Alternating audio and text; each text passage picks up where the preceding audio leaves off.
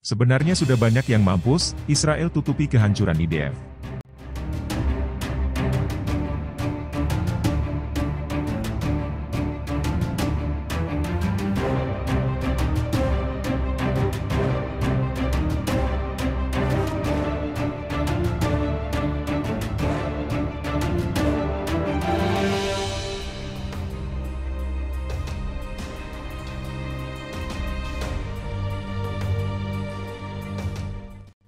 Para pejuang Palestina melansir sejumlah video yang membongkar kebohongan pasukan penjajahan Israel soal kerugian mereka dalam serangan darat ke jalur Gaza. Mulai dari keberadaan yang diduga tentara bayaran hingga angka kematian tentara IDF.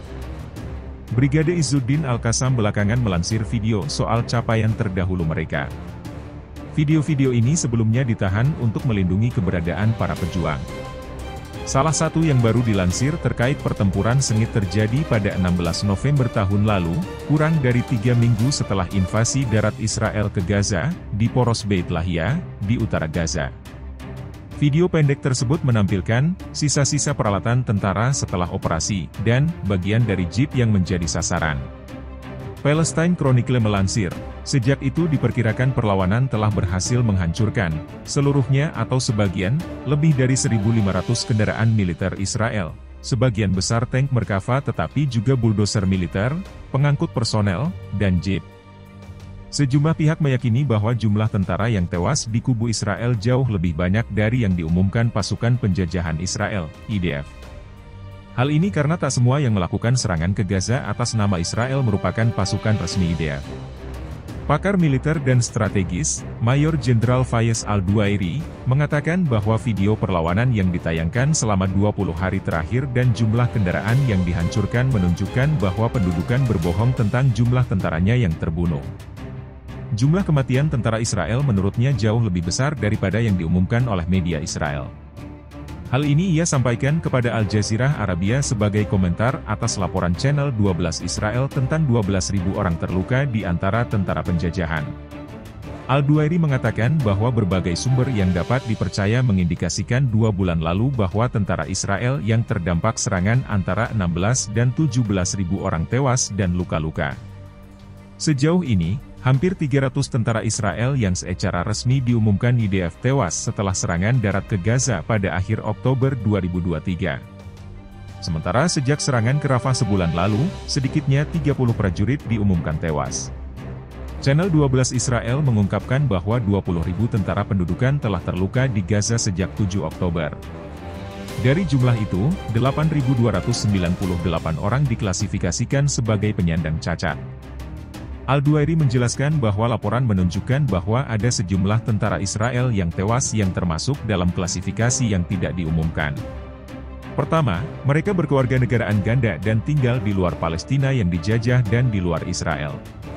Selanjutnya, tentara bayaran dan berkewarganegaraan ganda. Hal ini juga diindikasikan dalam video yang dilansir Brigade Al-Qassam, sayap militer Hamas pada Sabtu, 1 Juni 2024. Dalam video itu, mereka menjelaskan soal operasi pengeboman terowongan yang berisi tentara IDF. Wajah jenazah salah satu tentara yang tewas sempat mereka potret.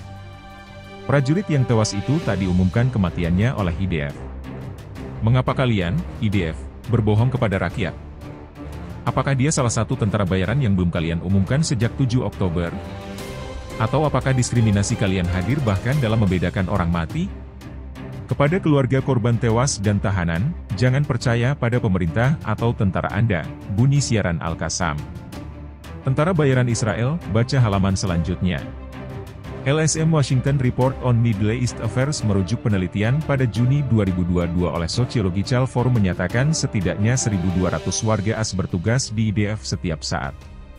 Setelah serangan Hamas pada 7 Oktober, sekitar 10.000 orang yang tinggal di AS melapor untuk tugas militer Israel setelah menerima pemberitahuan, menurut artikel Washington Post pada 27 November 2023. Orang Yahudi Amerika serta banyak orang yang tidak memiliki hubungan apapun dengan Israel juga bergabung dalam upaya perang Israel. Menurut artikel tertanggal 22 Februari 2024 yang diterbitkan di Washington Post, IDF memperkirakan 23.380 warga Amerika saat ini bertugas di Israel. Pada Januari, 21 orang Amerika tewas saat bertempur di unit IDF di Gaza dan seorang lainnya tewas di perbatasan dengan Lebanon. Selama 2 dekade terakhir, sekitar 3.500 orang asing telah bertugas di IDF setiap tahunnya. Kebanyakan dari mereka adalah orang Yahudi. Kementerian Pertahanan Israel mengumumkan pada tahun 2016 bahwa jumlah sukarelawan terbesar pada tahun itu adalah dari Perancis, 45%, Amerika, 29%, dan Inggris, 5%. Secara militer, ini setara dengan brigade tentara penuh, yang biasanya beranggotakan antara 3.000 dan 5.000 orang. Pasca serangan 7 Oktober, jumlah relawan asing diperkirakan bertambah. Relawan dari Italia, Perancis, Spanyol, Belanda dan negara-negara Eropa lainnya juga bergabung dalam barisan IDF. Oktober lalu, Menteri Luar Negeri Italia Antonio Tajani mengatakan bahwa ada sekitar 18.000 warga negara Italia yang tinggal dan bekerja di Israel ketika Perang Gaza dimulai, di antaranya 1.000 orang di IDF melakukan berbagai tugas termasuk pertempuran aktif. Berdasarkan Undang-Undang Kebebasan Informasi, pemerintahan Rishi Sunak terpaksa merilis rincian tersebut setelah sebelumnya menyangkal bahwa pemerintah terus melacak jumlah warga Inggris yang berperang bersama IDF atau tinggal di pemukiman ilegal. Para pejabat Inggris yakin bahwa sekitar 100 warga negara Inggris bertugas di jajaran IDF. Pada akhir Maret 2024, 2 tentara Inggris diketahui tewas dalam pertempuran di Gaza. Menurut data yang dirilis oleh Kementerian Luar Negeri London, sebelum 7 Oktober hanya 80 warga negara Inggris yang bertugas di IDF pada bulan tertentu. Data tersebut mengungkapkan bahwa antara 20 dan 30 warga negara Inggris tinggal di pemukiman ilegal di tepi barat. Jumlah tersebut tidak seberapa dibandingkan dengan perkiraan 60.000 orang Amerika yang tinggal di sana. Warga Afrika Selatan juga diketahui pernah bergabung dengan IDF di masa lalu dan sekarang dalam Perang Gaza. Hal ini mendorong Menteri Luar Negeri Naledi Pandor mengancam akan memenjarakan mereka jika kembali ke negaranya. Tampaknya Pandor secara pribadi merasa kesal karena warganya ikut serta dalam perang yang diakininya sebagai genosida. Dia memimpin tim Afrika Selatan mengajukan kasus melawan Israel di hadapan Mahkamah Internasional, ICJ. Di Perancis, seorang anggota parlemen sayap kiri, Thomas Portes, menulis surat kepada Menteri Kehakiman negara itu pada Desember lalu memintanya untuk menyelidiki sekitar 4.185 warga Perancis yang dikatakan melakukan kejahatan perang di Gaza.